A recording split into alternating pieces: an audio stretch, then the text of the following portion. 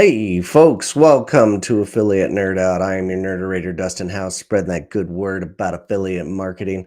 And my guest today is Dave Zaron, CEO of Zaronology. Welcome to the Nerdatorium again, Dave. Hey, Dustin. Yep, I'm a double dipper. Was that the right term? It sounds good to Yeah. me. I enjoy it.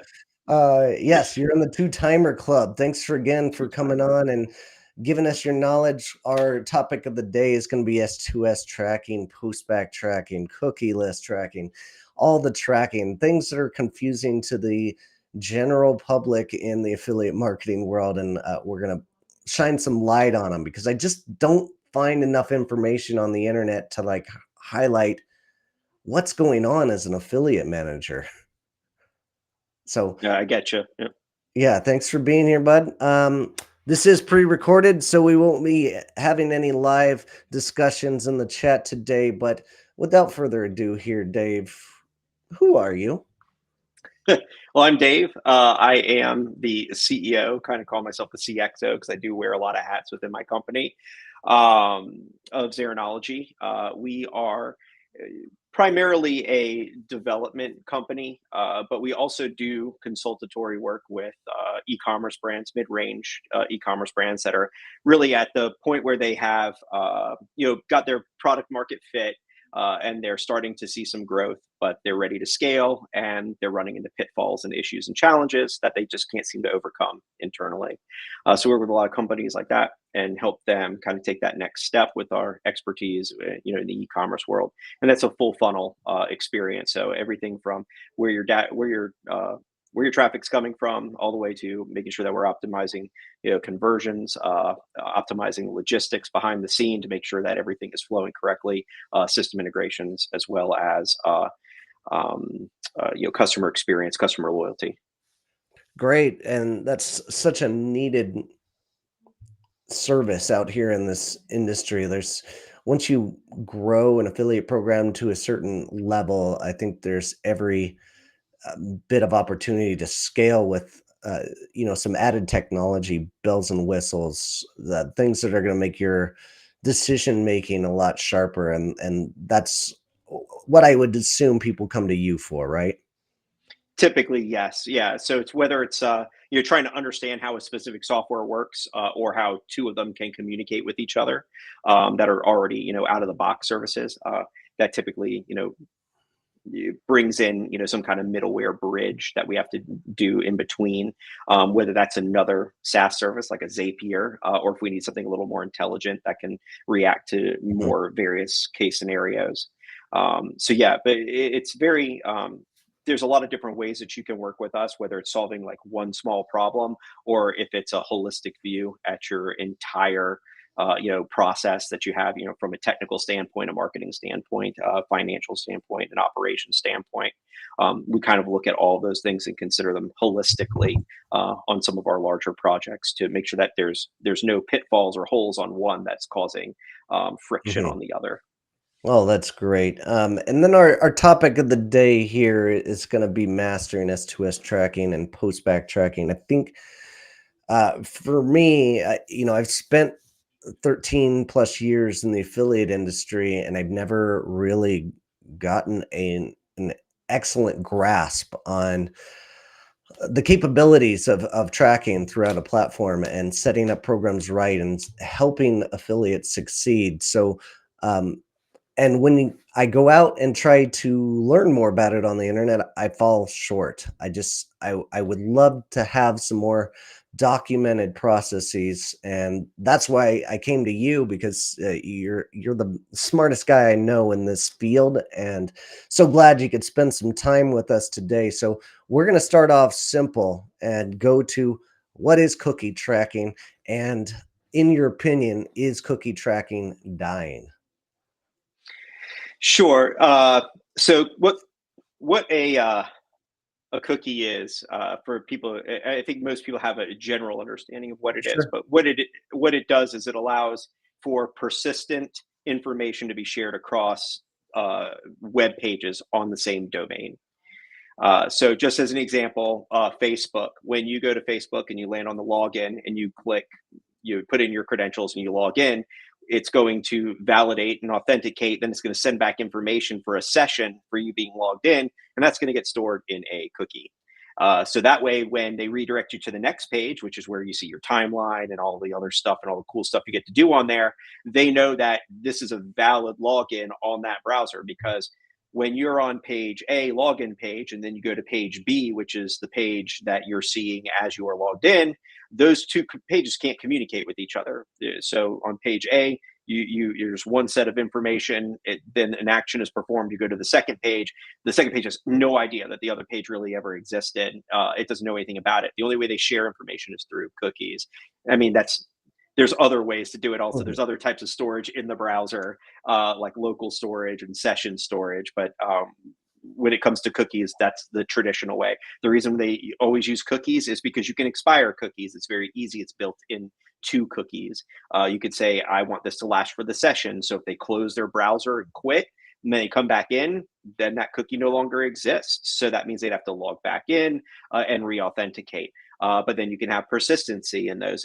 You ever notice, like when you go to log in, it says like, remember me for 30 days. Well, what they do is they set a 30-day cookie, because that cookie will know that, and that's a very simplistic way. I mean, there's obviously more advanced ways that we can do this, but they ultimately have to have some kind of browser, some kind of data in the browser that stays persistent from page to page, so they know that you exist.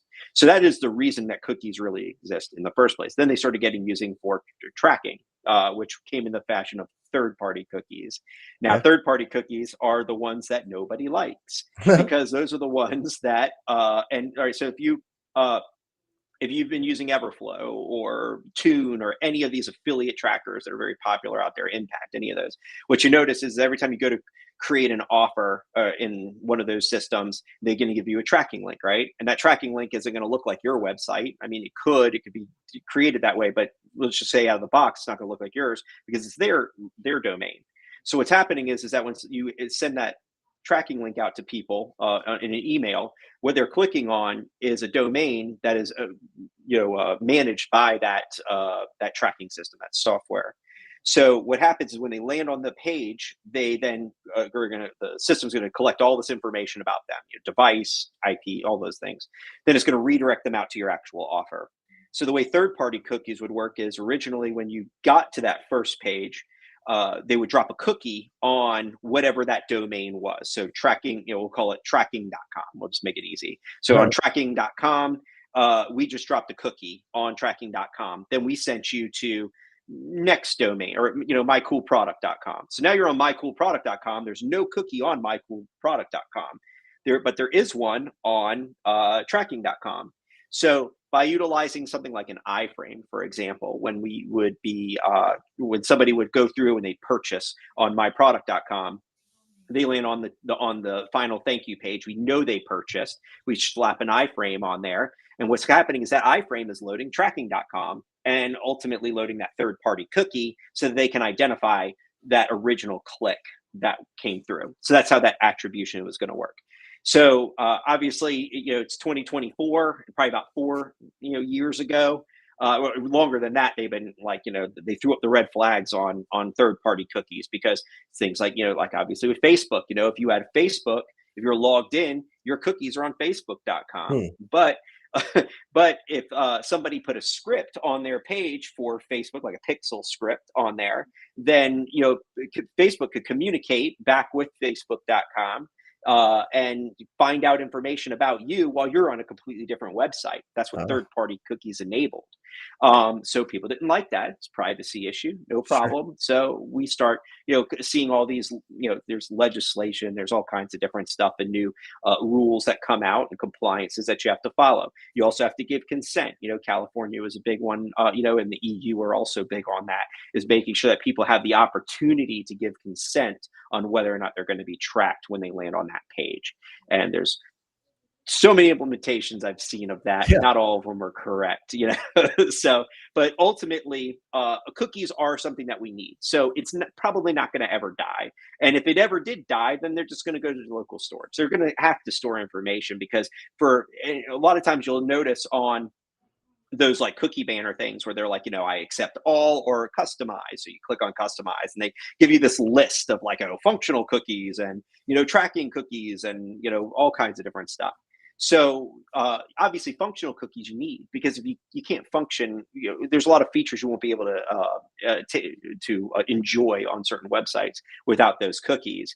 But you do have the ability to now say, I don't want to be tracked. I don't want, all Yeah. that other stuff in there. Good luck. So yeah, exactly. So it's like There's now the big thing, yeah. Now the big thing is first party cookies. So what first party cookie is versus a third party is that cookie is actually on myproduct.com. So hmm, now we're talking first party, and first party cookies will probably never die. I mean, I okay. can't imagine them ever going away, and it still kind of puts you as the person who owns that domain and owns that content. You are responsible for ensuring that you are meeting compliances on how those cookies are set and whether or not people can be tracked with said cookies. But there's a lot less security implications because there isn't a domain, a third party actor in the background that other people don't know about. And that's what was happening with third party cookies. And that's ultimately what started this whole I hate cookies rampage. Yeah, Yeah. and it can be super frustrating. Go to a website and giant pop-up comes up and it forces you to allow it, or you can't X out of it, or you can't Mhm. adjust what you want their site to. It can be frustrating, but I understand why they're doing it and how they're working towards the compliance of that. Um, that's a great representation of what cookies are. Talk about why cookieless tracking is trending so hot right now in our industry. Gotcha, sure. So obviously it's because, well, I mean, for like reasons I just talked about, it's kind of, it has become, I don't know what a good term for it is, but it's become a faux pas almost to make it, yeah, everyone's like, oh, you use cookies, like, Mm, so, you know, it, it's kind of a new way of making people feel more secure about interacting with with your offers and with your technology and what you're doing. That's really the only benefit I can imagine coming from mm, doing cookieless tracking, is really just kind of the, building that framework of, okay, so we care about your privacy. mm, We are not going to, ultimately you can, without cookies, you can do a lot of tracking. It's just hard to keep persistence. So across everything that they touch. And I can kind of dive into that a little bit more as well. So if you think about cookieless tracking, the first thing that comes into mind is, last in, first in. Obviously, it's always going to be last in if you're not using cookies, because say, affiliate A sends person to, I'll give you a first in cookie okay. or a first in tracking example to kind of paint that. So you have affiliate A sends person to offer. This is a first in offer, which means that we're storing in a cookie the transaction ID that was created, or sorry, it was really a click ID, might be a better way to say it. Click ID from your tracking system that hits on the page. We store that information. Now that that is stored in a cookie, if affiliate B sends somebody, the same exact person, to your offer, then we're going to look at that page and say, hey, cookie's already set. We have an expiration of 60 days. We haven't eclipsed 60 days, which means affiliate A still is the person who's going to get attributed for the sale. That's what first in really is. So you have a time period. The first person in, they win. So Okay. affiliate B, heck, affiliate C could send them there and they could buy, but affiliate A is still getting the credit in Great. first in. Now with last in, obviously, even in the same concept, if you are storing it in a cookie, you would overwrite that cookie every time something new came in because Mm, you're just taking the last in. And then same thing with cookieless tracking. Obviously, those tracking IDs are going to be sent in the URL as a URL parameter. So what that means is that whenever you see a URL, this is what restream.io, anything there, if there's a question mark after the .io or the .com or any of those things, that's basically saying that's the beginning of a query string. These are questions I want to answer when I send this request. Hmm.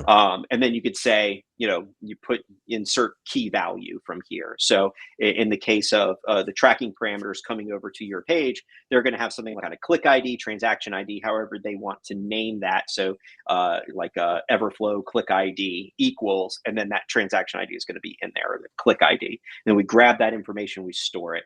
Now, if we weren't using cookies, we just wouldn't store it in a cookie. We would store it in a session file, or we would associate it with what you're doing right then. And then at that point in time, we would have to utilize probably some other form of technology like JavaScript. We're either going to pass that into the URL and pass it from page to page to page in the URL, because then we don't need a cookie to store it. We're passing it in the URL. Or we're going to utilize like React or some other kind of JavaScript application technology, so that you're basically serving them a one-page application that will step through various steps without giving them the illusion that they're moving pages, but they're never really actually moving. So you still have all that same information that you stored, in the state of that application when it first loaded. Hmm. And then you would utilize that to do your tracking. Yeah, So I'd say, why is it trending? I got a little technical on you there, sure did. but yeah. But why is it trending? I think it's really just an automatic trust with your audience. It breaches a barrier very quickly. Gotcha. Good call. All right. And moving on to S2S tracking. What is it and why do we need it? Okay, sure. So, um, I racked my brain on a few analogies for this. So, uh, for every time you load a web page, there's really two sides that are involved. There's a client side, which is your browser, and then there's a server side, which is the server receiving the request and then delivering the content based on what that request was to the client side. And then it's the client side, the browser's job to make that look the way it's going to look. Okay. So basically, like HTML, I'm sure everyone's heard HTML, CSS, JavaScript. Those are, Sure. everyone, whether you're Think techie or so. not, you probably heard those terms before. So HTML is a markup language, CSS is a styles that gets read by the browser. So the server is just saying, server can't show you a web page, like it can't make you see one visually. That's the responsibility of the browser. So it's Okay. going to deliver that code, that markup, and then the browser has to interpret how that's going to look. And that's going to be based on how that browser was, who built that browser. So obviously you have, Chrome, Safari, Firefox, Edge. You have all these various browsers, and for a long time, they're a lot more. They're a lot more similar now than they used to be, but for a long time they used to be very disparate, and you'd have to build a page like 3 different ways to service 5 different browsers, because they were so different in the way they rendered that content. So what server side tracking is, or I should say, so most tracking traditionally in the beginning, especially with third party cookies, was done on the client side. That was like an iframe or image pixel that you would use and plot that onto a page. And whenever somebody reached that destination page, it would just fire because it would load in the browser. So that's what a client side version of tracking is. Now it's a little bit more difficult to manage, because unless one problem would be, if they reloaded the page a few times, it's going to fire that pixel every single time. So there's a lot of ways that you can stop that from creating duplicate transactions through most applications. But back in 2014, that wasn't the case. That was just something we actually had to deal with, was making sure that we weren't getting multiple conversions. So what server to server tracking really gives you is, or what it means is, that you're actually firing all that stuff on the server side rather than on the client side, which basically is adding a layer of intelligence. Right. It allows you to have conditions that can be met. It allows you to have a little more flexibility on how you fire it and what data you're going to send to it. Now the client side is still involved, because you need the client side to collect tracking IDs, make sure that the order actually gets processed, or that information gets sent over and then sent back, to where it's being processed. And then you need to notify the server side that something happened, and then make sure that it has access to whatever information it needs to have. There's so many different ways that you could approach this, but I'll just say from this side, you're basically, the client side does need to tell the server side that it is eligible to, or triggered to send a conversion. But then intelligence can kick in. We could say we're passing an order ID, but we're not passing any order information. But then that server could then say, go and connect with your order management system, pull down the details from that order, get the subtotal, the email address, any other information that you might need to the order. Well, you're already getting the order ID, but any of that additional information you want to send, and then it can package that into the conversion fire, and then it can send it. But then also it can make sure that there's a response back from that conversion Okay. fire. So that means that it knows it fired. So that means that if you don't get a response from the server side, depending on which system you're working with, if it doesn't get a response, you can assume that maybe that didn't fire. So now you can actually, from the server side, you could set up an alert. You could set up, fields in a database that would say, hey, we're not sure if this actually fired or not. And that gives transparency for you as an advertiser or a network to go in and say, okay, it looks like we've been converting at 6% on this offer, and all of a sudden yesterday it started converting at 3% with the same traffic. Why? How do you answer that question if you have no visibility or transparency on how that data is flowing? You can't. So if everything's happening on the client side, then you're just hoping for the best. So when Mhm. you introduce the server side, now you've got database, you've got ways of kind of storing a lot of like this information, not necessarily the PII, but information about what's going on, and say, okay, now I can look back and say, oh, okay, so it looks like for some reason these weren't firing, even though they were sent to the proper domain. Well, maybe there was an outage at the affiliate software that you were using. Maybe there was a quick outage for like an Yeah. hour or something, and it dropped, and it didn't receive any of those conversions. We're like, well, I've got them all here. So all I got to do is go back and run a process, and it'll go and update all those. And now I've got all the data that I didn't think I had, and then I Wow. can get a better measure of how everything's working. So those are kind of some of the benefits of using server side tracking. It just gives you a lot more control, a lot more transparency and visibility, and a lot more flexibility. And also, I mean, some people are working with 2 or 3 different affiliate trackers. I mean, I've seen Yeah. it before. So like if you're leveraging multiple systems, server side is a must, because Sure. it basically becomes a bridge. It's just kind of the term I typically use, is bridge, that you can say, all right, so these two things there's a big gap right in between them. So if we build a bridge in between, that kind of dictates where this information goes and how it gets there, and then also ensures that it gets there. And if it doesn't, can at least let us know so we can figure out why and then fix that.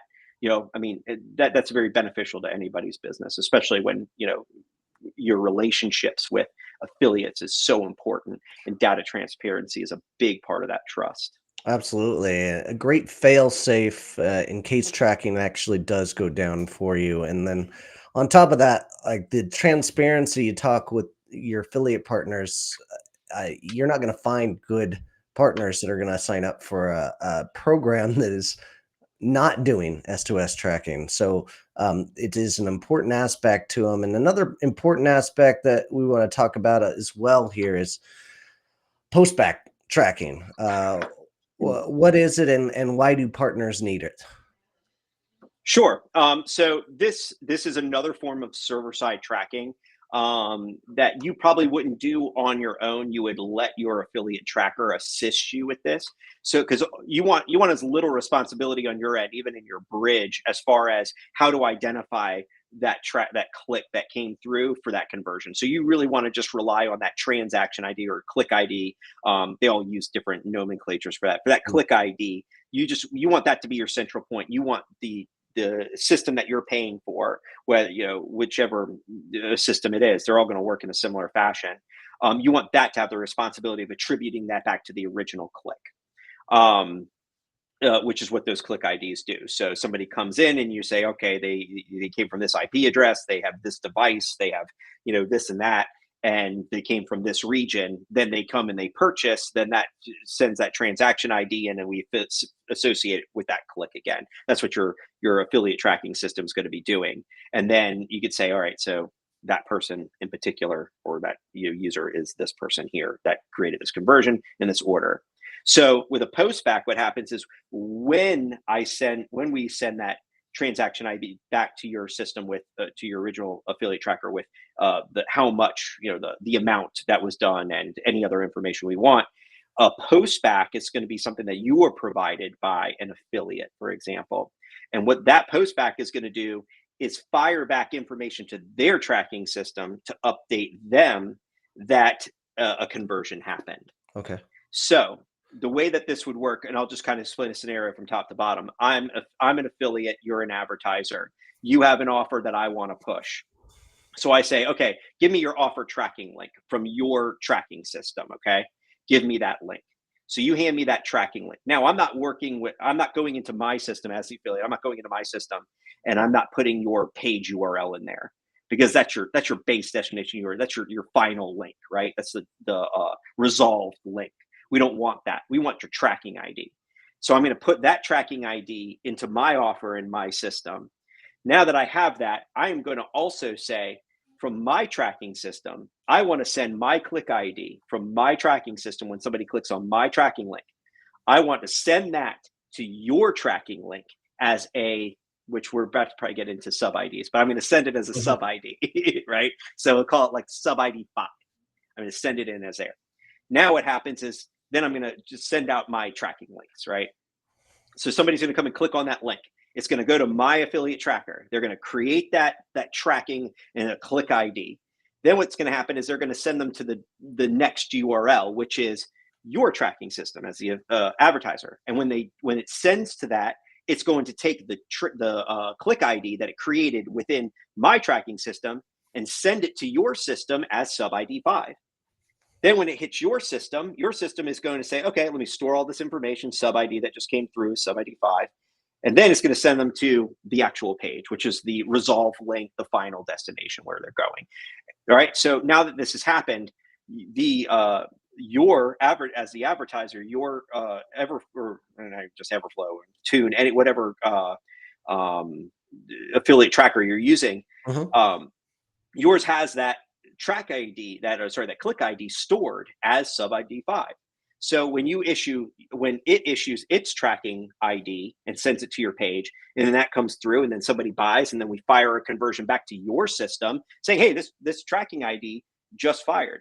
So then it's going to look and say, "Okay, great. Now we're going to log this conversion here."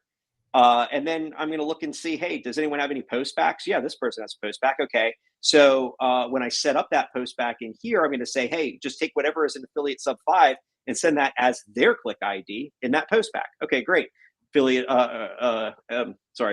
sub ID 5. There's the value. We append it to it. We fire it back to them. Now their system can track back to its original click by using that tracking ID, that conversion. And that's how that's kind of like the path in which postbacks follow and how they actually work. So it really gives in more real time the affiliate partner the ability to get visibility on the performance of their offers or traffic on your offer by staying in their own tracking system rather than having to log into yours and maybe 15 other people that they're working with. For sure. And affiliates will want that post back tracking, the ones that are doing a lot of volume and sending offers Mm. to a lot of uh, brands and traffic. And one of those things that good affiliates are going to be asking for. And if you're not on the right platform, you might not be able to have that capability. And that's why I want to thank our sponsor of the day, somebody that does handle that. That is Inflection, the only platform with personalized funnels to scale partnership marketing for brands, agencies, influencers, and affiliates alike. Catering to the health and wellness space, this tracking solution is helping build landing pages for partners in a matter of minutes instead of weeks. I'm personally recruiting partners for this brand that we are working with. So if you are a brand or an agency, come check out a demo of Inflection. And if you're an affiliate, come talk to me and join the programs on our platform. Go to dustinhouse.com/inflection to learn more. And getting back into it, we talked about sub IDs a little bit. This has always confused me. What are sub IDs and why are there 5 of them a lot of the times in the platforms? Sure, that's fair. Sub IDs are just a useful mechanism to pass data. Mm. That's like a high level overview. So most Right. people know what UTM parameters are, especially dealing with social media marketing and Google Analytics. UTM parameters are exactly the same thing. It's just that they're well defined. UTM content instead of sub one, sub two, sub three. So, when you look at something like sub one, sub two, sub three, sub four, sub five, like those could be translated in any way. So you could be like, you could have one person or one group that says, okay, sub ID one is the date of the send, or, and sub ID two is the headline, and sub ID three is the link. And then you could have another group that tracks the same things, but they do them in different sub ID numbering. So it's just there's just no like I guess a SOP out there that says you have to use them for this. It's just wild, wild west.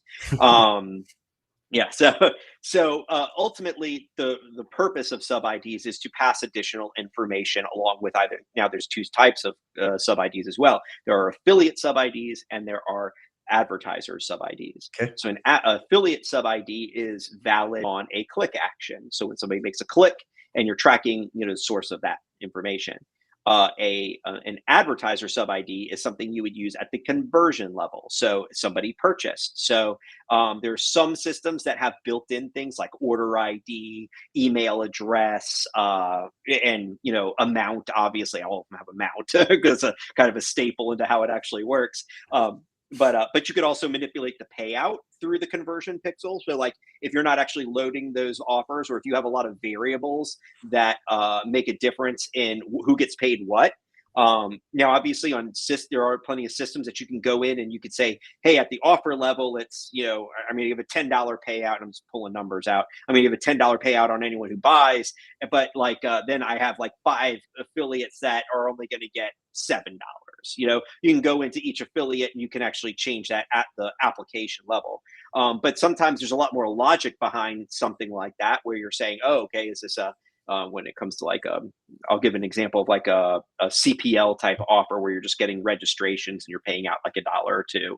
Okay. Like, is this a duplicate registration? Did I send somebody to this offer from affiliate A and then affiliate B sent the same person? Am I going to pay them $2 twice? Or am I going to pay maybe 50 cents or $1 for that second one because it was a duplicate on that same offer, or that same landing page for that same information? So for something like that, that's going to require a little bit more logic on the server side, which is why you would use server side tracking. And we've actually built stuff like that before. That's why I come up with this analogy. But yeah, we've Yeah. built very robust tracking, behind the scenes, to communicate. So when it comes to sub IDs, though, like as an advertiser, if they don't have something built in for you to pass that data to the tracking system, but something that you want to know when you look at your reports, your conversion reports, your offer reports, you can then pass that in as an advertiser sub ID.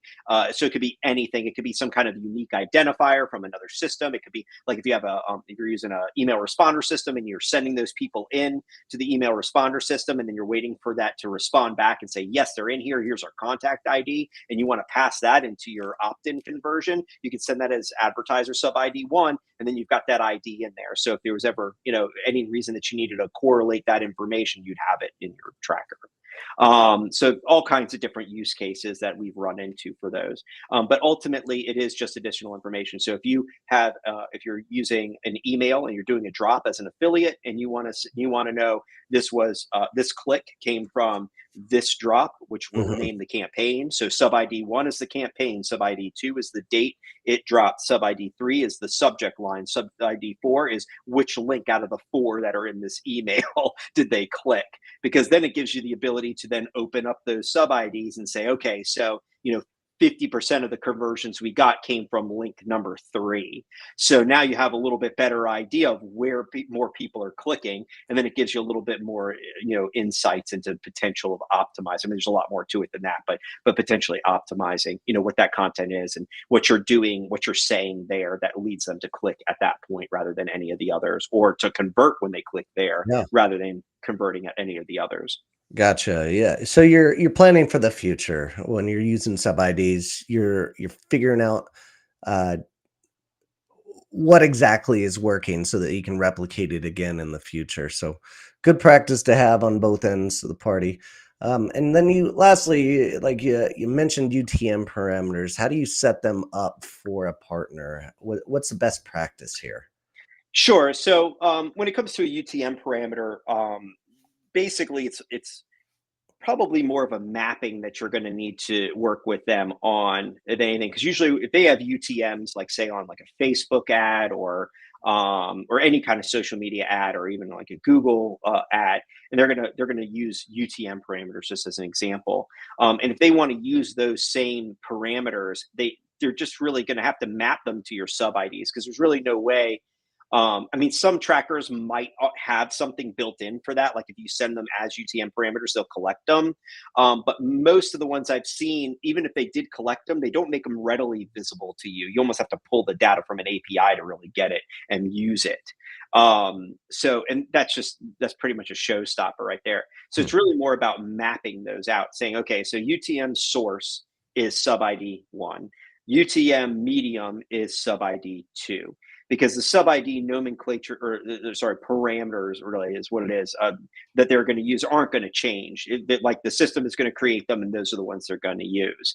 So it's really more of an understanding of the fact that a sub ID and a UTM parameter are really essentially the same thing, just with a different name on Okay. it. So it's kind of like when we had what was that?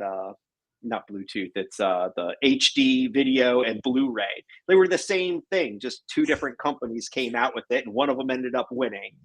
So UTM's are very well known in the industry. Sure.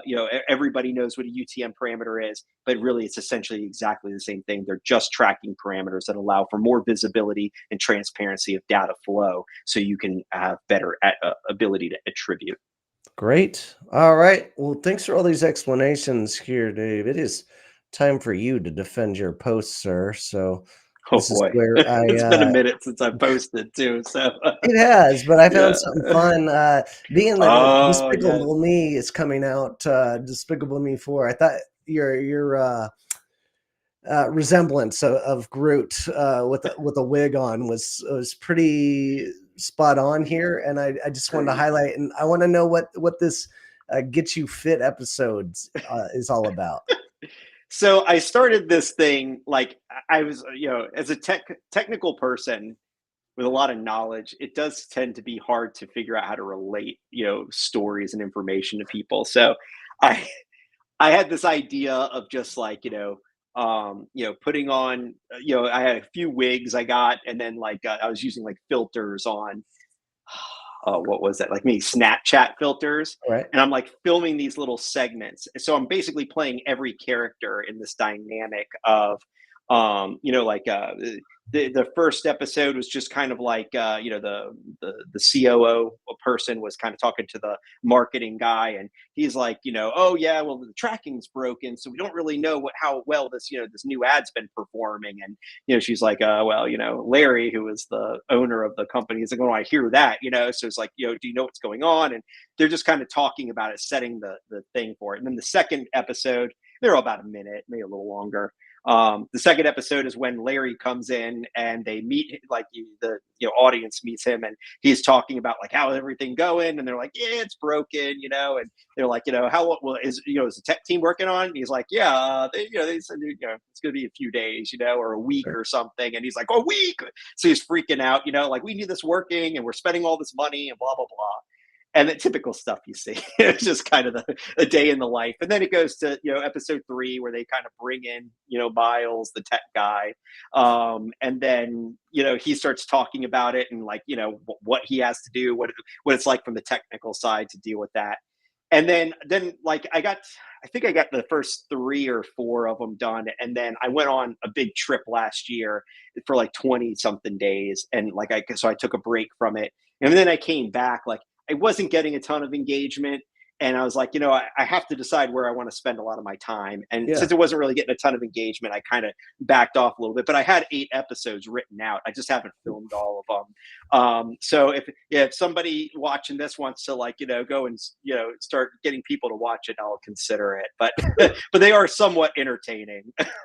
Oh, great. I love the humor behind it, and the turmoils you go through as a business owner, and what you're facing is it's all the same in any service industry. Like, these are Sure. the battles. I love what you're doing there. Keep on creating, buddy. Thanks. All right. Really enjoyed our topic of the day, and really appreciate you coming in and explaining this in layman's terms of what all these things were. If somebody wants to work with you, how do they get a hold of you here? Well, Zaronology.com, that's a great place to start. We also have a new product that we're launching at the end of this month called Ecom Evolved. And that's more of a consultatory and advisory style service with the opportunity to work with me as a growth partner. Which what that looks like is, myself and my team kind of come in and we help you look at your business from a very holistic standpoint. And we help optimize the things that are preventing you from scaling and reaching the next level that you're trying to reach. And most of our target audience for that's really like mid-sized, mid-level people, kind of like what I talked about at the beginning. Mid-size, direct-to-consumer brands, that are selling online, through storefront or sales funnels, and they're selling digital or physical products, subscription-based or transactional-based. So if you're, kind of fitting there and you're finding it tough to, you can't move the needle on your ARR and Yeah. you're trying to figure out why. And obviously there's going to be pitfalls within every organization, whether it's, disparate systems or, not enough bandwidth because of too many manual processes. We come in and we help with that. Everything from the, full funnel, from the top of the funnel to the bottom, whether it's optimizing conversions, split testing, ensuring that fulfillment and all of those other things are connected, whether you're dealing with fraud or, other like merchant account issues.